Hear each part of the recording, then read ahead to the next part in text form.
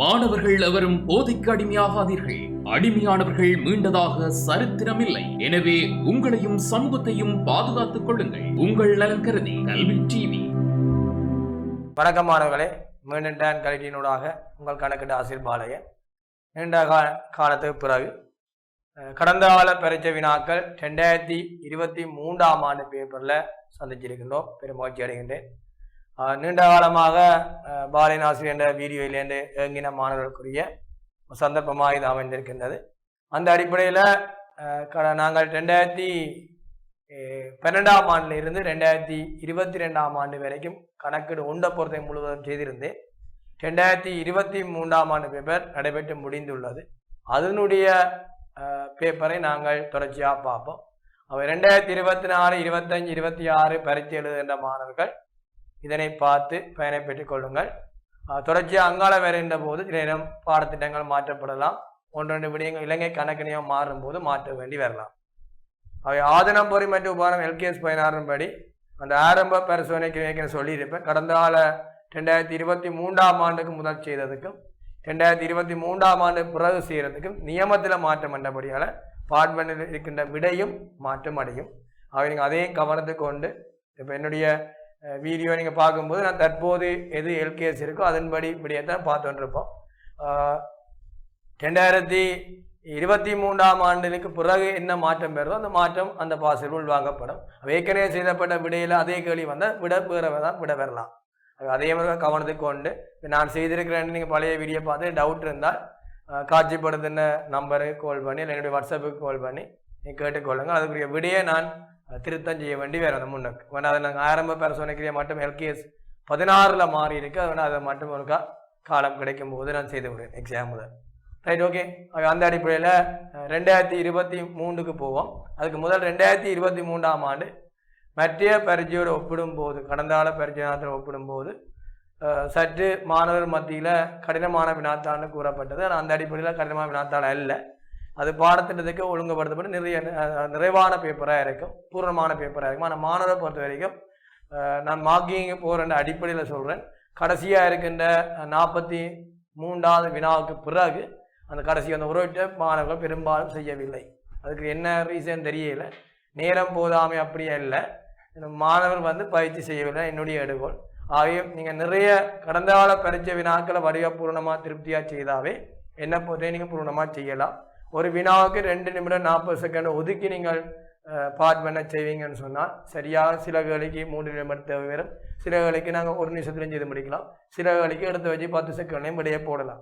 ஆகவே நீங்கள் அந்த கணக்கை நீங்கள் திருப்பி செய்யும் போது தான் உங்களுக்கு ஒரு அனுபவத்தில் ரீதியாக கல்குலேட்டர் பாவிக்கும் போது விரைவாக நீங்கள் செய்யக்கூடியதாக இருக்கும்.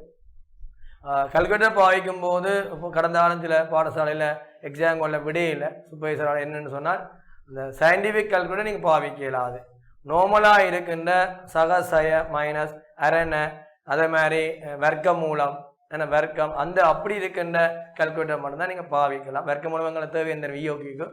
ஆகவே நீங்கள் அதே முறைக்கா பார்த்து உங்களுடைய பரீட்சை நோக்கில் நீங்கள் 2 கல்குலேட்டர் கொண்டு உங்கள் பரீட்சை நேரத்தில் மட்டும் அந்த கல்குலேட்டர் விடையினா நீங்கள் மெட்ட கல்குலேட்டர் பாவிச்சு கொள்ளலாம். இல்லை அந்த கல்குலேட்டர் வேலை செய்யாட்டி மெட்ட கல்குலேட்டர் நீங்கள் எடுத்துக்கொள்ளலாம். ஆகவே நீங்கள் தயவுசெய்து 2 கல்குலேட்டர் பரீட்சை ஃபைனல் எக்ஸாம் போகும்போது 2 கல்குலேட்டர் கொண்டு போங்க. ஒரு கல்குலேட்டர் நீங்கள் பேக்கில் வச்சிருந்து போட்டு பேருந்து அதை யூஸ் பண்ணுங்கள். அது ஓகேன்னா சரி, இல்லையென்றால் நீங்கள் மெட்டதை பாவிக்கலாம். சரி, ஆகவே நீங்கள் பரீட்சை போகும்போது 2 பேனை அது மாதிரி 2 கல்குலேட்டர் மறக்காமல் கொண்டு போங்க. முக்கியமாக கணக்கீடு 1 பொறுத்த வரைக்கும் கணக்கு 2 பொறுத்த வரைக்கும் கணக்கீடு 1 நீங்கள் திருப்திகரமாக செய்தால் தான் கணக்கீடு 2 இல்லை உங்களை புள்ளிகள் நீங்கள் எடுக்கக்கூடிய இருக்கும். கணக்கீடு 2 என்ன பொறுத்தையும் புள்ளி மாணவர்கள் நல்லா செய்திருந்தார்கள். கணக்கீடு 1 2023 ஒப்பிடும்போது 2023 பார்க்கும்போது பெரும்பாலும் புள்ளிகள் பெறப்படவில்லை.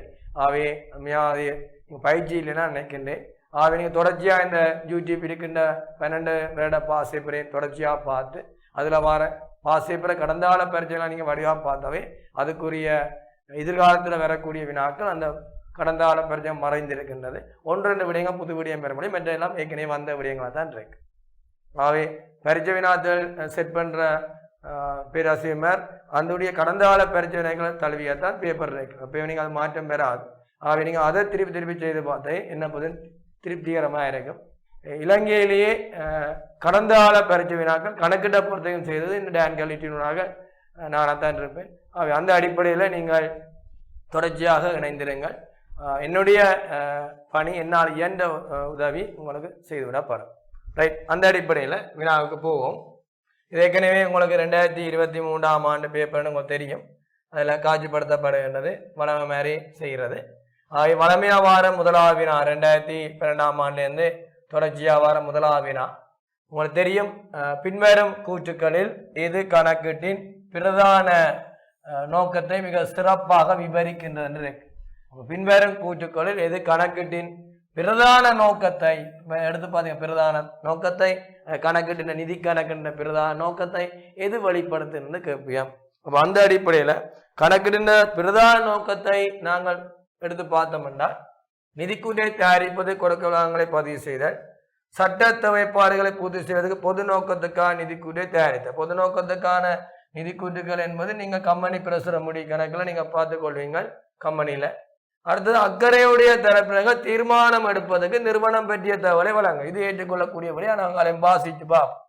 அப்போ அக்கறையுடைய தரப்பினர் அது கணக்கீடு என்பது நிதி கணக்கீடையும் முகாமை கணக்கிடும் சேர்ந்து வரும். அப்போ அக்கறையுடைய தரப்பினர் என்பது உள்வாரியும் வரும், வெளிவாரி தரப்பினரும் வரும். ஆகவே அக்கறையுடைய தரப்பினருக்கு தீர்மானம் எடுப்பதற்கு பொருளாதார தொடர்பான தீர்மானம் மேற்கொள்ள வேண்டிய தகவலை வழங்குவதாக இருக்கும், ஏற்றுக்கொள்ளக்கூடியதாக இருக்கும். பார்ப்போம். நிறுவனம் ஒன்று பற்றிய தகவலை முகாமையான பயன்பாட்டுக்கு இல்லை. அடுத்தது நிறுவனம் ஒன்று வேடாந்த வழிய கணக்காக நிதிக்குறிப்பின தகவலை வழங்குவார், அதுவும் பொருத்தப்பாடு இல்லை. இதில் பொருத்தமான விடைன்னு சொன்னால் எப்பயுமே நாங்கள் கணக்கு செய்கிற பிரதான நோக்கம் எங்களை நம்பி இருக்கின்ற நிறுவனங்கள், எங்களை நம்பி இருக்கின்ற அந்த அக்கறையுடைய தரப்பு ஸ்டேக் ஹோல்டர்ஸுக்கு நாங்கள் எங்களை பற்றிய தகவலை வழங்குறதுக்காக நாங்கள் என்ன செய்யணுமா, பொருளாதார தீர்மானம் எடுப்பதற்காக தகவல்களை வழங்கக்கூடியதாக இருக்கணும். ஆகவே அந்த அடிப்படையில் முதலாவதுக்கு 3வது விடை. இதில் ஏதாவது சந்தேகம் இருந்தால் கேளும். நான் திருப்பி சொன்னான், என்னுடைய வகுப்பு தொடர்ச்சியாக வேணும்னா நீ கமெண்ட்ஸ் பண்ணால் தான் நான் தொடர்ந்து வந்து கிளாஸ் எடுப்பேன். இல்லைன்னு சொன்னால் நான் தொடர்ந்து கிளாஸுக்கு வர மாட்டேன். இந்த மாணவன் விருப்பத்துக்கு மேத்தான் பாரும். அவை நீங்கள் பயன்பெறணும்.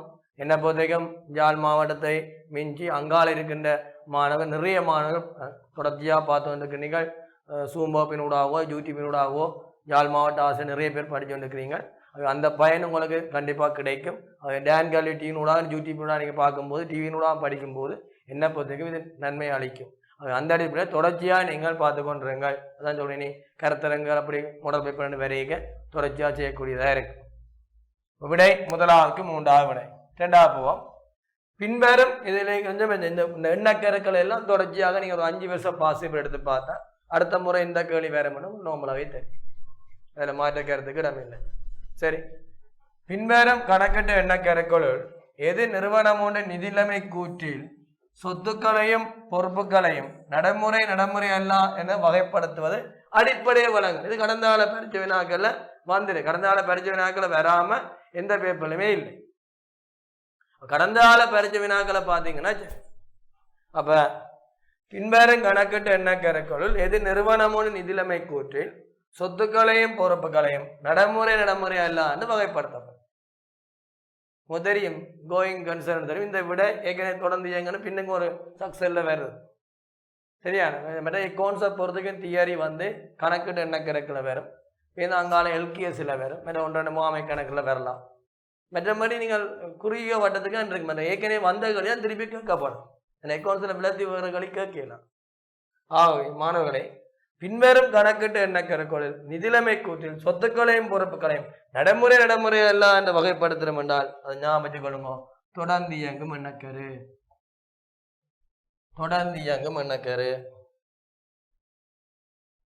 முதலாவதுக்கு 3வது விடை, 2வதுக்கு 3வது விடை. நிறுவனம் எதிர்பார்க்கும் எதிர்கால காலப்பகுதி வரைக்கும் தொடர்ந்து இயங்க வேண்டும் என்ற அடிப்படையில் தான் நிதிக்கூட்டுகளை தயாரிக்க வேண்டும் என்று சொல்லியிருக்கு. நிறுவனம் எதிர்பார்க்கும் எதிர்கால காலப்பகுதி வரைக்கும் தொடர்ந்து இயங்க வேண்டும் என்ற அடிப்படையில் தான் நிதிக்கூட்டை தயாரிக்கணும். ஆகவே ஆதனம் பொறை மற்றவங்களுக்கு பெருமானத்தை செய்கிறோம். தொடர்ந்து இயங்கின அடிப்படையில் நாங்கள் நிதிக்கூட்டின காலப்பகுதி வச்சுக்கொண்டு நிறுவனத்தின் பேரை போகிறோம். மணியலச எனக்கு வச்சுருவோம். முடிவடைந்த ஆண்டு அந்த காலப்பகுதி சொல்லுவோம். கால அளவிட்டு எண்ணக்கன்னு சொல்லலாம். 2000 போகிறோம். 10 அளவிட்டு எண்ணக்கன்னு சொல்லலாம். அதே மாதிரி தான் நிறுவனம் வந்து எதிர்பார்க்கின்ற எதிர்கால காலப்பகுதி வரைக்கும் தொடர்ந்து இயங்க வேண்டும் என்ற அடிப்படையில் நிதிக்குறை தயாரிக்கும். ஆகவே ஆதனம் பொறி மற்றும் விமானங்களுக்கு பெருமானத்தை செய்கிறது, அதே மாதிரி சொத்துக்கள் பொறுப்புகளை நடைமுறையெல்லாம் வகைப்படுத்துறது, இதெல்லாமே தொடர்ந்து இயங்கும். குத்தகை பொறுப்பு நடைமுறை எல்லா பொறுப்பு வகைப்படுத்துகிறோம், இதெல்லாமே தொடர்ந்து இயங்கும் எண்ணக்கரு.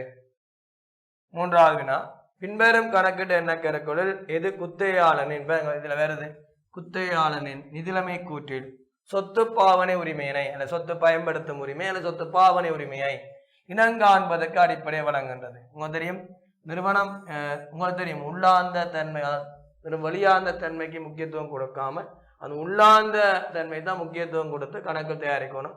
அது தோட்டத்திலும் பார்க்க கருத்து முக்கியத்துவம் என்னக்குன்னு சொல்லப்படும். விட இலக்கம் 4. இது பண்புன்னு கேட்டால் இதுக்கு தர ரீதியான பண்புன்னு சொன்னால் உண்மையான பிரதிநிதித்துவம் அதை நோட் பண்ணிக்கொள்ளுங்க. எது குத்தையா நிதிலைமை கூற்றில் சொத்து பாவனை உரிமை இனங்காண்பதற்கு அடிப்படை வழங்கும் பண்புசார் குணாதிசயம் உண்மையான பிரதிநிதித்துவம். ரைட். எண்ணக்கரு என்று வந்தால் அது தோட்டத்திலும் பார்க்க கருத்து முக்கியத்துவம் எண்ணக்கரு என்று தோட்டத்திலும் பார்க்க கருத்து முக்கியத்துவம் எண்ணக்கரு.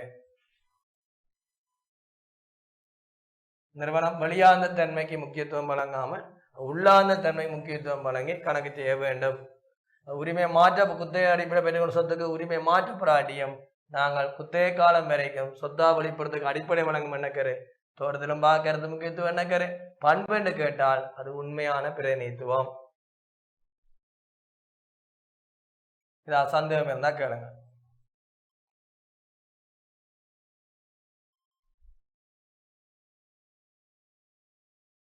அடுத்த போவோமா?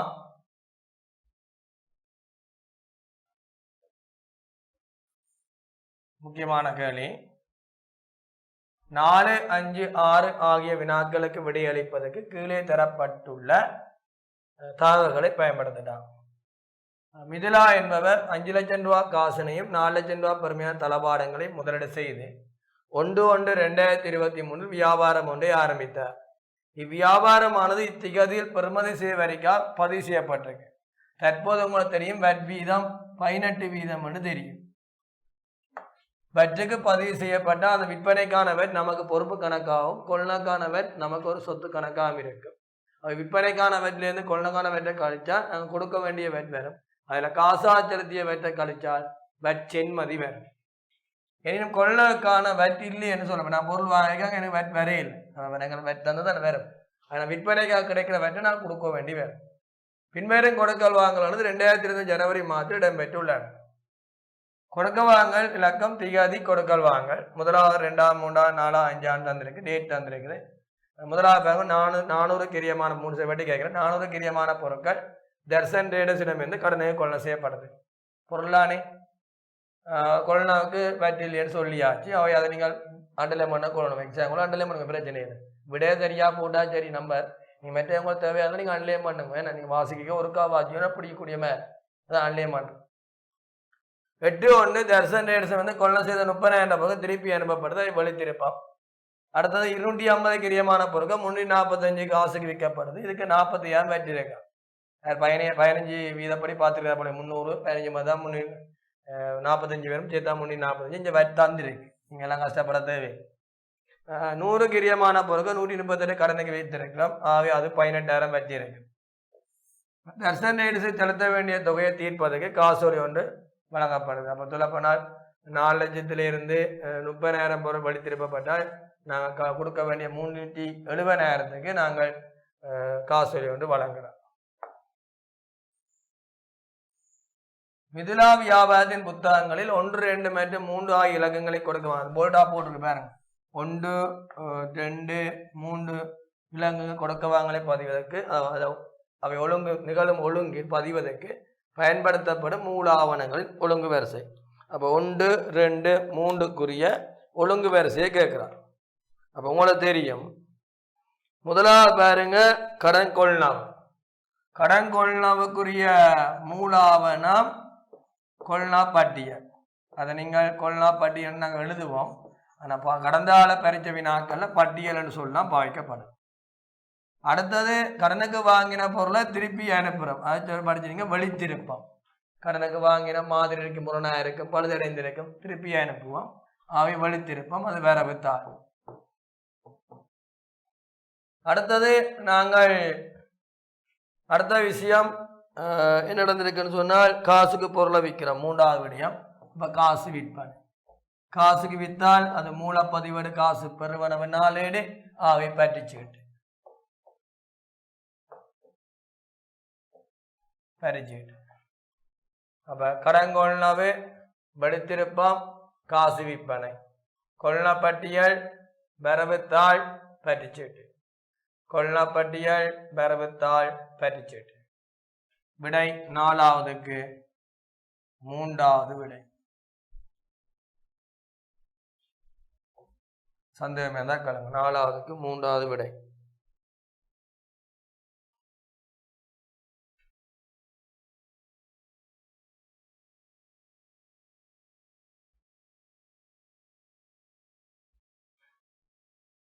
மிதிலா வியாபாரத்தின் ஆரம்ப முதலீட்டினையும் போல்டா போடுங்க, ஆரம்ப முதலீட்டையும் மூன்றாவது மற்றும் அஞ்சாவது இலக கொடுக்கல் வாங்கலை நிகழும் ஒழுங்கில் பதிவு செய்வதற்குரிய மூலப்பதிவேடுகளை குறிப்பிடுக. அங்க மூலாவணம் கேட்ட 1 2 3 இது மூலப்பதிவேடுகள். ஆரம்ப முதலீட பாருங்க, 5 லட்சம் ரூபாய் காசுன்னு 4 லட்சம் ரூபாய் தலைவாரம். ஆகவே உங்களுக்கு தெரியணும், காசும் பெறுது என்ன இதுவும் பெறுது. ஆகவே இங்க 2 விஷயம் பெறப்போகுது. காசு வாருது, காசு பெறுவனவு நாளேடு, மற்றது சொத்து தளபாடம் கொண்டிருக்க தளபாட கணக்கு வர மூலன கணக்கு செலவு. ஆகவே அது பொது நாளேடு. அவை காசு வாரது, காசு பெறுவ நாடும், மூலனம் ஈடுபடுத்திய தளபாடம் பொது நாளேடு. பேருந்து மூன்றாவது விடயத்தை பார்ப்போம். மூன்றாவது விடயம் என்ன சொல்லியிருக்கு முன்ன பாருங்க பேப்பர்ல. மூன்றாவது விடயம் காசுக்கு விற்கிறோம். அப்ப காசுக்கு விற்கிறோமா கடனுக்கு விற்கிறோமா? மூன்றாவது விடயம். மூன்றாவது மற்றும் அஞ்சாவது. மூன்றாவது விடயம் காசுக்கு விற்கிறோம். அவை காசு பெறுவனவு நாளேடு. அடுத்த விடயம் அஞ்சாவது விடயம் காசோலை ஒன்று வழங்கப்படுது. அவை காசு கொடுப்பனவு நாளேடு. அவை காசு பெறுவன நாளேடு, பொது நாளேடு மூலதனம் கொண்டு வந்தது தளபாடமா. அடுத்த காசு பெறுவனவு நாளேடு, காசுக்கு பொருளை விற்கிறோம். அடுத்த காசு கடன் கொடுத்தோன்னு காசு கொடுக்குறோம், காசு கொடுப்ப நாடு. விடையிலக்கம் 4வது. பாருங்க, இதெல்லாம் பேப்பர் கஷ்டம்னு சொன்ன மாணவர்கள் எப்படி இருக்குன்னு பாருங்க. சரியா? அப்ப ஆரம்பத்துல இருந்த விடயம் அந்த மூலதனம் ஈடுபடுத்தியது இந்த விடயம். அடுத்தது மூன்றாவது விடயம், அடுத்த அஞ்சாவது விடயம். மூன்றாவது விடயம் காசுக்கு விற்கிறோம், அவை காசு பெறுவ நாடு. அடுத்த கடன் கொடுத்தோன்னு காசு கொடுக்குறோம், அவை காசு கொடுப்ப நாடு. விடையிலக்கம் 4வது விடை பார்த்திருப்பீங்க. அப்ப 4வது சரி, 5வது சரி. 6வது போறோம். பின்வரும் கணக்கீட்டு சமன்பாடுகளில் எது 3 மற்றும் 4 இலக்க கொடுக்கல் வாங்கலின் தேறிய தாக்கத்தினை பிரதிபலிக்கின்றன? அப்ப 3வது மற்றும் 4வது இலக்க கொடுக்கல் வாங்கலின் தேறிய தாக்கம். தேறிய தாக்கம் ஞாபகம் 15 இறுதி விளைவை சொல்லுவோம். நீங்க 3வது 4வது இலக்க கொடுக்கல் வாங்க தேறிய தாக்கம், மற்ற எல்லாம் தேவை. 3வது 4வது தான் நீங்க பார்க்கணும். இப்போ 3வது பாருங்க, 3வது என்ன சொல்லிக்கணும் பார்ப்போம். 3வது என்ன சொல்லியிருக்கு உங்களுக்கு தெரியும். சொத்துக்கள் சமன் பொறுப்புகள் பிளஸ் உரிமையானது. 3வது பாருங்க, 250 கிரியமான பொருட்கள் 345 காசுக்கு விற்கிறோம். 345 காசுக்கு விற்றா 345 சொத்து கூடும், அது எல்லாருக்குமே தெரியும். அதுல 250,000 இருப்பு குறையும் பொருளை வித்தனாங்க. ஆனால் 45,000 யாருக்கு கொடுக்கணும்னா உள்நாட்டு இறவெறி திணைக்கிறதுக்கு நான் கொடுக்கணும்னா நமக்கு பொறுப்பு கூடும். கொள்ளாக்குரிய வேட்பு தான் கழிச்சு காட்டுங்க பொறுப்பு. விற்பனைக்கான பொறுப்போட கூட்டுங்க. அடுத்தது லாபம் எவ்வளவு கூட்டி விற்போம் என்றால் நீக்கிய விற்பனையை பார்க்கணும். நீக்கிய விற்பனை 345 இருந்து 45 கழிப்பீங்க. கழிச்சா 300. சொல்ல போனா 250 கிரியமான பொருள் 300க்கு விற்கிறீங்க. 50 கூட்டி விற்கிறீங்க. கூட்டி வித்தா லாபம், உரிமையை கூடும். அடுத்த 4வது 100 கிரியமான பொருட்கள் 138 கடனுக்கு விற்கிறோம். பெட் பயன் அதே விஷயம் மாதிரி அதே மாதிரி பாத்தீங்க 138 கூடும் 100 கிரியமான பொருள் குறையும். அதில் 18 பெட் வந்து நம்ம பொறுப்பு கழிச்சால் 138 இருந்து 18 கழிச்சா 120. அப்போ 100 கிரியமான பொருளை 120 விற்றா 20 ரூபா லாபம். லாபம் உரிமையை கூட்டும். தேறிய விலையை பார்த்தீங்கன்னா 50 20 70 45 18 கூடினால் 63. இது 63 இது 70 ரெண்டையும் கூட்டி விட்டீங்கன்னா 133 வேறு 5வது விலை 5வது விலை 5வது விலை. அந்த பேட் உள்ளடக்கிய கடன் விற்பனையும் காசு விற்பனையும் பதிவு செய்யறதான் சொல்லியிருக்கு. அப்போ 250 கிரியமான பொருட்களை 345 வேட்டோட சேர்த்து விற்கிறோம். அந்த வேட் வந்து 45 தான் உள்நாட்டு வரி திணைகள் கொடுக்கணும் 5000 பொறுப்பு. பேட் நீக்கிய விற்பனைக்கும் கிரியத்தையும் பார்த்தீங்கன்னா 250 300க்கு விற்க எங்களுக்கு 50 ரூபா லாபம் உரிமையை கூட்டு. அடுத்தது கடனுக்கு விற்கிறோம் 100 கிரியமான போ 138 வேட் உட்பட விற்கிறோம் 18க்கு வேட் வெட் வந்தால் உள்நாட்டிலே கொடுக்கணும் பொறுப்பு கூடும். 100 கிரியமான வெட் நீக்கிய 120 விற்றா 20 லாபம் உரிமையை கூட்டும். விற்க இருப்பு குறையும் சொத்து குறையும். விடை 133 சமன் 63 பொறுப்பு 70 உரிமையாகும். இதை நீங்கள் வகுப்பில் படிச்சிருப்பீங்க. சரியா? 7வது வினாவுக்கு போவோமா? திருப்தியா? பாருங்க இந்த 6 கேள்வியிலையும் எந்த ஒரு கஷ்டமே இல்லை. ஆனால் 23 மாணவர்கள் நிறைய பேர் கஷ்டம் பண்றீங்க. ரைட் 31/3/2023 முடிவந்த வேடத்துக்கான சமந்தி பிஎல்சியின் வரைவு நிதிக்குறியில் காட்டப்பட்ட லாபம் 3,60,000 ஆகும். சரி 3,60,000 ஆகும். நிதிக்குறியை தயாரித்த பின் பின்வரும் வழக்குகள் வெளிப்படுத்தப்பட்டன. மேற்படி வழக்கல் திருத்தப்பட்ட பின்னர் 31/3/2000 முடிவந்த வேடத்துக்கான சரியான லாபம் ஜாது. அப்ப திருத்தமுன் லாபம் தந்திருக்கு 3,60,000. இவ்வேடத்தில் மோட்டார் வாகனங்களை 2ஆம் தடவையாக மீள்மதிப்பீடு செய்த போது ஏற்பட்ட மிகை 120,000 ஆனது ஏனைய வருமானம் என காணப்பட்டிருக்கு. 2ஆம் தடவை மீள்மதிப்பீடு செய்ய 120 வந்திருக்கு. அது ஃபுல்லாக ஏனைய வருமானம் காட்டிட்டான். எனினும் இம்மிகையானது முன்னைய வேடத்தில் மோட்டார் வாகனங்கள் இடங்காணப்பட்ட மீள்மதிப்பீடுக்குரிய 80,000 கருத்து கொள்ளாது கணக்கிடப்பட்டிருக்கு. உண்மையாக இவர் என்ன செய்திருக்கணும்டா நான் கம்பெனி கணக்கு செய்ய 120,000 2ஆ பிரியும். இது நான் கம்பெனி பழைய யூடியூப் இருக்கு போய் பாருங்க. 120,000 நான் 80,000 ரூபா தான் ஏனைய செலவுலேருந்து கழிச்சு காட்டணும்னா லாபத்தை கூட்டணும். மிச்சம் 40,000 வந்து எங்கே வரும்னா ஏனைய முற்றுமடைங்க வருமானத்துக்கு வரும். ஏனைய முற்றுமடைங்க வருமானத்துக்கும் இந்த ஆண்டுக்குரிய லாபத்துக்கும் சம்பந்தம் இல்லை. உண்மையா இவர் 80,000 ஏனைய செலவை குறைக்கிறேன்னா லாபத்தை கூட்டினார். 80,000 கூட்டுறதுப்பா 120,000 கூட்டிட்டேன். அப்போ எவ்வளோ கூட கூட்டிட்டேன்னா 40,000. 40,000 கூடினா லாபம் கூடியிருக்குமா கழிங்க. 40,000 லாபம் கூடியிருக்கும் கழிங்க.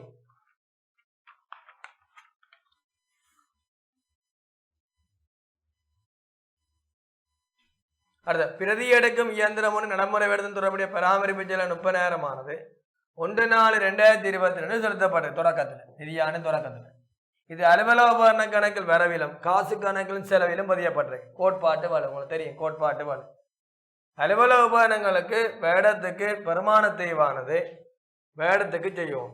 கிரியத்தில் 20% பெருமானத்தை செய்யப்பட்டிருந்தது. சரியா? கிரியத்தில் பெருமானத்தை செய்யப்பட்டிருக்கு. அப்ப என்ன செய்வீங்க?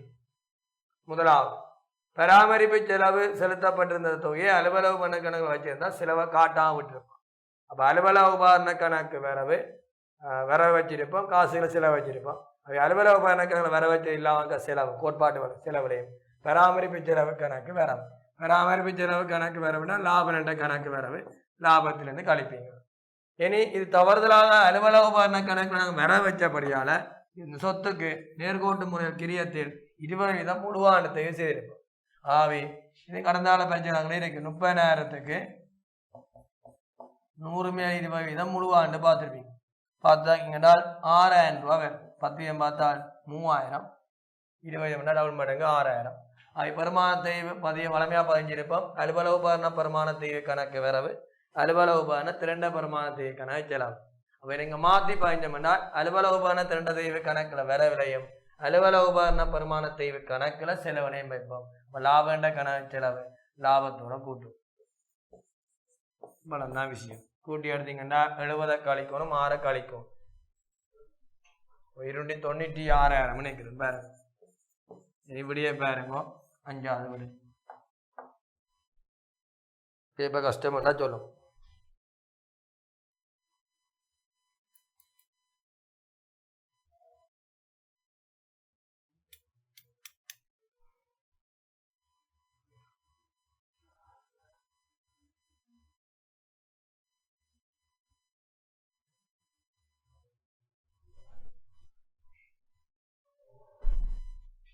அப்போ 3,60,000 இருக்குது. 2ஆம் தடவை மீள்மதிப்பீடு சிறப்பு ஏற்பட்ட மிகை 120,000 ஏனைய வருமானமாக இனம் காணப்பட்டிருக்கு. எனவே மிகையானது முன்னைய வேடத்தில் மூட்டாக வாங்க இனம் காணப்படுத்த மீள்மதிப்பீடு கூட 80,000 கருத்து கொள்ளாது கணக்கிடப்பட்டிருக்கு. அப்போ அந்த கருத்து கொண்டோம்னா அந்த 80,000 என்ன செய்யிருக்கோம்னு சொன்னால் மீள்மதிப்பீட்டு குறைவு நாங்கள் ஏனைய செலவுலேருந்து கழிச்சு போட்டு மிச்ச 40,000 வந்து ஏனைய முட்டு மணிக்கு வருமானத்தை காட்டியிருக்கணும். நம்ம யாவது வருமானம் தான் நாங்கள் பற்றாக்குறை வரைக்கும் செலவாக ஏனைய செலவு காட்டியிருந்தால் திருப்பி நாங்கள் மிக வரைக்கும் அதில் பிடிச்சி கழிச்சு காட்டுவோம். அடுத்தது இப்போ 40,000 கூட காட்டினா லாபம் கூடி இருக்கும். 40,000 கழிக்கும். பிரதியடைக்கும் இயந்திரம் பராமரிப்பு செலவு ஒன்று இருக்குது. பராமரிப்பு செலவு கொண்டு நான் சொத்தாக பயஞ்சபடியால் செலவாக காட்டி லாபம் கூடி இருக்கும். அப்போ கழிங்க 30,000. இனி தவறுதலாக இதுக்கு 20 பெருமானத்தை பார்த்துருந்தா பெருமானத்தை செலவாக காட்டிக்க லாபத்தை குறைச்சி இருக்கும். அதுக்குரிய 20 பார்த்தீங்கன்னா 6,000 கூட்டும். 296,000 5வது விடை. இதில் ஏதாவது சந்தேகம் இருந்தால் கேளும்.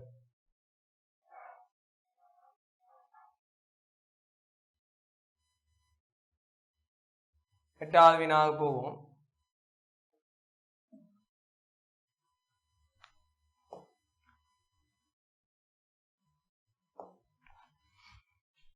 எட்டாவது வினாக போவோம். அருண் ட்ரேடர்ஸ் தனியுடைமை நிறுவனம் ஒன்றாகும். 31/3/2023 முடிவடையும் வேட காலத்தில் நிறுவனத்தின் 20,000 கிரியமுள்ள இருப்பு ஒன்று முழுமையாக அழிவடைந்திருந்தது. அப்படியா தமிழ் விளங்குவோம்.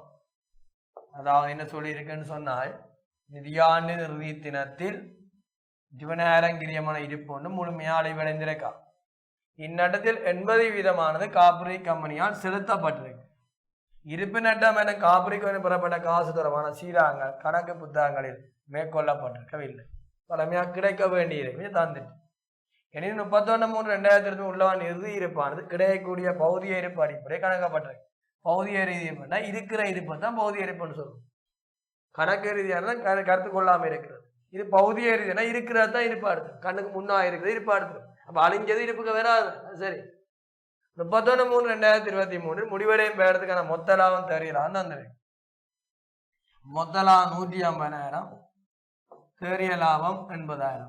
மொத்த லாபத்தை கொண்டுதான் தேறிய லாபம். மொத்த லாபத்தில் சீராக்கணும்னா அந்த பிழை வருமானஞ்சலவா இருந்தால் அது கண்டிப்பா தேறிய லாபத்தையும் பாதிக்கும். முதலாவது 20,000 கிரியமுள்ள இருப்பு ஒன்று முழுமையா அழிவடைந்திருக்கு.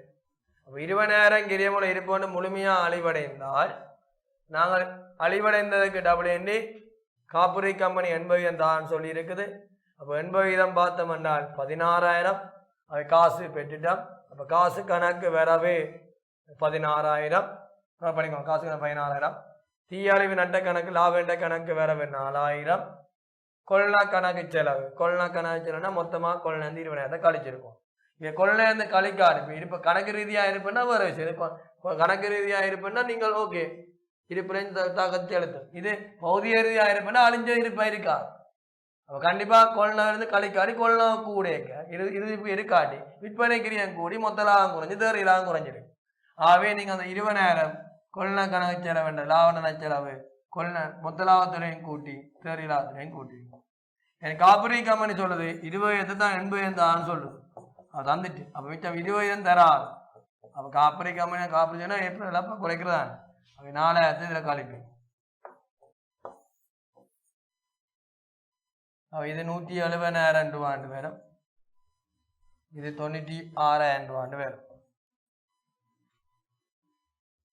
170 சரியான மொத்த லாபம், 96 சரியான தேறிய லாபம். விடை இலக்கம் 5வது விடை. திருத்தமுன் மொத்த லாபம் 150 இருக்குது, தேறிய லாபம் 80,000 இருக்குது. ஆகவே முதலாவது விஷயம் எங்களுக்கு சொல்லப்பட்டிருக்கு 20,000 கிரியமா போல் முழுமையாக அழிவடைந்திருக்குது. இதில் காப்புரை கம்பெனி என்பதும் திறந்திருக்குது. அவை மிச்சம் 20 கிடைக்காது. 20,000க்கு 20 பார்த்தா 4,000. தீயாளிவு நட்டா மீன செலவை காட்டாடி லாபம் கூடியிருக்கும். அவை கழியும். அது மொத்த லாபத்தில் தாக்கம் பெறாது. ஆனால் அடுத்த விஷயம் அந்த கொள்ளனா கணக்கு செலவு தீனால் இந்த இருப்பு அழிவடைந்த இருப்புலாம் கொள்ளனை வந்து கழிக்கணும். இந்த பௌதிக ரீதியாக இருப்பது அப்படின்னா இருப்புக்கே இருக்காது அழிஞ்ச இருப்பு. அவை கொள்ளனை கழிக்காட்டி கொள்ளனா கூடி விற்பனை கிரியம் கூடி இருக்கு. மொத்த லாபம் தேறியலாக குறைஞ்சிருக்கு. ஆகவே 20,000 மொத்த லாபத்தில் கூட்டுறபடியால் தேறிய லாபத்திலையும் கூட்டுறோம். ஏன்னா மொத்த லாபத்தை கூட தேறிய லாபம் எடுத்திருக்கோம். மொத்த லாபத்தை தவறு இருந்தால் அந்த லாபம் தேறிய லாபத்திலையும் தவறு இருக்கு. விடை 170,000 96.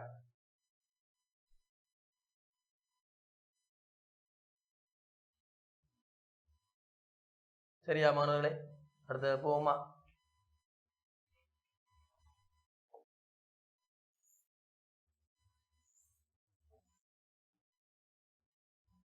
இது முக்கியமான கேள்வி. இதில் அந்த பரீட்சை வினாத்தாள் இதில் 2 இந்த 9ஆம் கேள்விக்கு 2 விட கொடுத்தது. ஓப்பன் கொடுக்கையில் 2 விட கொடுத்தது.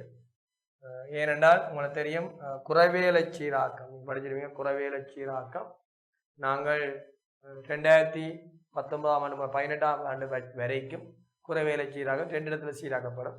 ஒன்று குறைவேலை சீரா மூலக்கிரியத்தில் சீராக்கப்படும். 2வது உற்பத்தி மேந்தலைக்கு இல்லை சீராக்கப்படும்.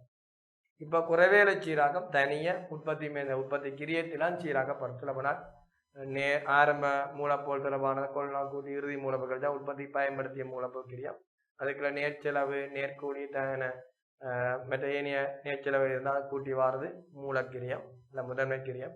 அதுக்கெல்லாம் தொழிற்சாலை மேந்தலையை கூட்டி அதுக்கெல்லாம் குறைவேலை சீராக்குதான் 2019ஆம் ஆண்டு பெறப்பட்ட புதிய பாடத்திற்கான கைப்புக்குள்ள போட்டு கொடுக்கப்பட்டிருக்கு. ஆனால் இந்த வினா தயாரிக்கும் போது அதை கருத்து கொள்ளாமல் குறைவேலை சீராக்க மூலக்கிரியத்தில் சீராக பண்ண வசனம் சொல்லியிருக்கு. அதால் பிள்ளைகள் தினை குழம்பி இருக்கலாம். ஆனால் ஓப்பன் கொடுக்கவில்லை. ஆனால் மூலக்கிரியத்தில் கணிச்ச பிள்ளைக்கும் புள்ளி கொடுக்கப்பட்டிருக்குது.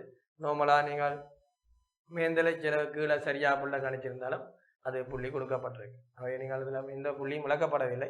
ஆனால் இதே விஷயம் பின்னுக்கும் ஒரு தக்ஸல கேள்வி இருக்கு, அதுக்கு ஓப்பன் கொடுத்துருக்கு. சரியானு? ஆகவே இது நான் பாடத்திட்டத்தை புரிஞ்சு எந்த சிலபஸும் பெறாது. அதை நீங்கள் மைண்டில் வச்சு போனால் சரி. பாடப்பரப்புக்கு தான் எப்பயுமே கேள்விகள் இருக்கு. கவனிப்போம். உற்பத்தி ஓகே, அதை நான் சொல்லிட்டேன். இப்போ தான் தன்னை சேப்பாட தொடங்கினபடியால் உங்களுக்கு தெரியும் ஆரம்ப இருப்புகள் ஒன்றும் பெறாது. உற்பத்தி கிரிய குருவு நோமலாக ஃபோமன் தெரிஞ்சால் சரி, நோமலாக செய்து போக முடியாது. சொல்றான் கொள்ளனை செய்யப்பட்ட மூலப்பொருட்கள் கிரியம் 5500. இந்த 5500ல் சொல்றான் 20% இருப்பா உள்ளது. மற்றது 550 மில்லியன் எல்லா தரவும் மில்லியன் அந்தபடியால் ஓகே நீங்கள் சைவரணும் வெட்ட தேவையில்லை. அந்த மில்லியன்லேயே கணாச்சிடுவோம். அதுவும் இந்த முறை நிறைய பிள்ளைகளுக்கு குழப்பம். மில்லியன் நீங்கள் சைவர் போடமான்னு இப்போ 1000 தந்தால் நீங்கள் சைவரை வெட்டி போட்டு செய்யலாம். மில்லியனை தந்தால் எல்லாமே மில்லியன் தான். என்ன 10 லட்சம் உங்களுக்கு தந்திருக்குன்னா அது ஒரு மில்லியன் எடுப்போம். என்ன ஆகவே உங்களுக்கு இங்கே எங்களுக்கு மில்லியனே தரவு தந்த உடனே குழம்ப தேவை. அப்போ நீங்கள் என்ன செய்வீங்கன்னா 5500ல் இருந்து 550 மில்லிங்கிற மூலப்பொருள் அழிஞ்சிருக்கு. அப்போ 550 கழிப்பீங்க. கழிச்சால் 4950. சரி, இனி அந்த 5500 கொள்ளை செய்யப்பட்ட பொருளை 20% இருப்பா இருக்கு.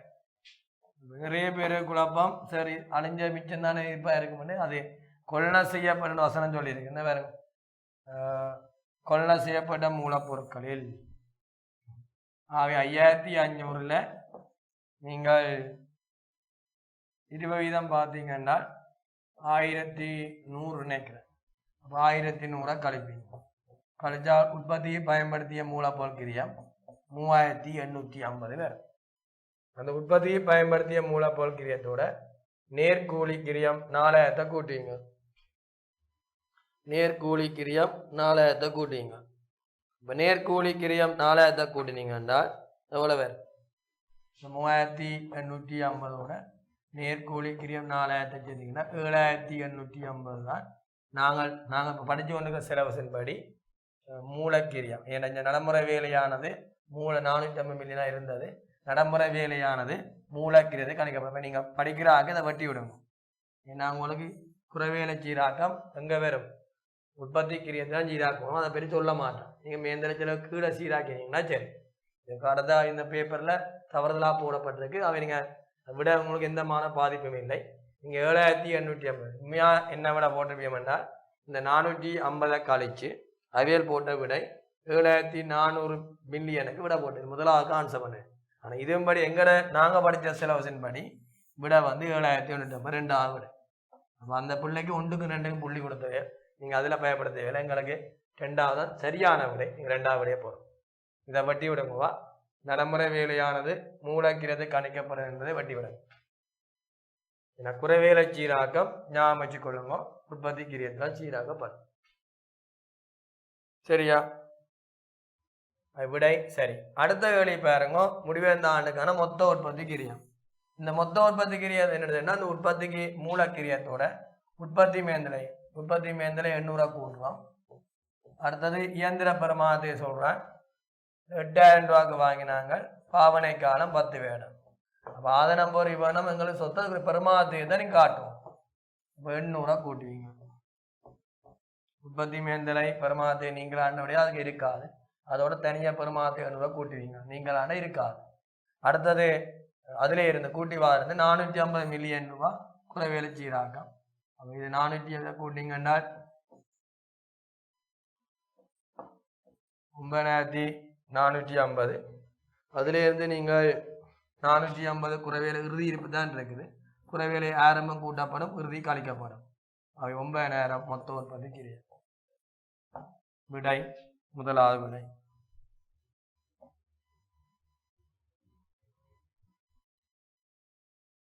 விடை முதலாவது விடை. இதை பார்த்தீங்கன்னா சரி. அப்போ இதோட நாங்கள் இன்றைய நாளை முதல் நாள் வகுப்பை முடிப்போம். ஆகவே திருப்திகரமாக இருந்தால் சொல்லுங்கள். ரைட். இப்போ இதில் உங்களுக்கு தெரியும் குறைவேலை சீராக்கம் எப்பயுமே உற்பத்தி கிரியத்தில் சீராக்கம் விலகி கொள்ளுங்க. சரியானே? ரைட். இப்போ உங்களுக்கு தெரியும் எங்களுக்கு ஏற்கனவே 3852 வந்தேன்னா அதாவது எங்களுக்கு 5500 கொள்ளம் இருக்குது. அழிவடைந்த இருப்பு 550 கழிச்சால் 4950. ஏற்கனவே சொல்கிறான் கொள்ளம் செய்யப்பட்ட மூலப்பொருட்களில் 20% தான் இருப்பாக இருக்கு. அப்போ சில விளையக்குள்ளாமும் 4950 இருப்பை இருக்கா சார் அழிஞ்சிருத்தானே கொள்ளம் செய்யப்பட்ட மூலம்னு சொல்லியிருக்கிறான். இப்போ நான் அந்த கொள்ளம் செய்யப்பட்ட மூலப்பொருள் 20 1100 கழிச்சால் 3850 உற்பத்தி பயன்படுத்திய மூலப்பொருட்கிரியம் 4000 நேர்கூலி கூண்ணா நேர்கூலி கிரியம் கூண்ணா 7850 முதன்மை கிரியம். 2வது விடை. அடுத்தது இதோட உற்பத்தி மேந்திர 800 கூட்டணும். வருமானத்தை ஒன்று தொடக்கத்திலே வாங்கிட்டோம். ஆகவே தொடக்கத்திலிருந்து பயன்படுத்துவோம். ஆகவே 8000 10 பிச்சா 800 கூட்டுவோம். 9450. குறைவேலை சீராக்கம் ஆரம்பம் கூட்டப்படும், இறுதி கழிக்கப்படும். அவ இங்கே எங்களுக்கு ஆரம்பம் தெரியல, இறுதி தான் தந்திருக்கு. இறுதி 450 கழிச்சா 9000 உற்பத்தி மொத்த உற்பத்தி கிரியம். நீங்கள் எப்படி யோசிச்சு பாருங்க. என்னென்னா எங்களுக்கு வந்து குறைவேலை ஆரம்ப குறைவேலை கூட்டப்படும், இறுதி குறைவேலை கழிக்கப்படும். அப்போ ஆரம்ப குறைவேலை இருப்பில் அதிகரிப்புன்னா நீங்கள் இறுதி கூடவா கழிக்கணும். குறைவேலை இருப்பில் குறைவுன்னா கூட்டுவோம். அதே மாதிரி மூலப்பொருள் இருப்பு அதிகரிப்புன்னா நீ கழிக்கும் கிரியம் காணும் போது. குறைவுன்னா நீங்கள் கூட்டுவோம். அதை ஞாபகம் சரி.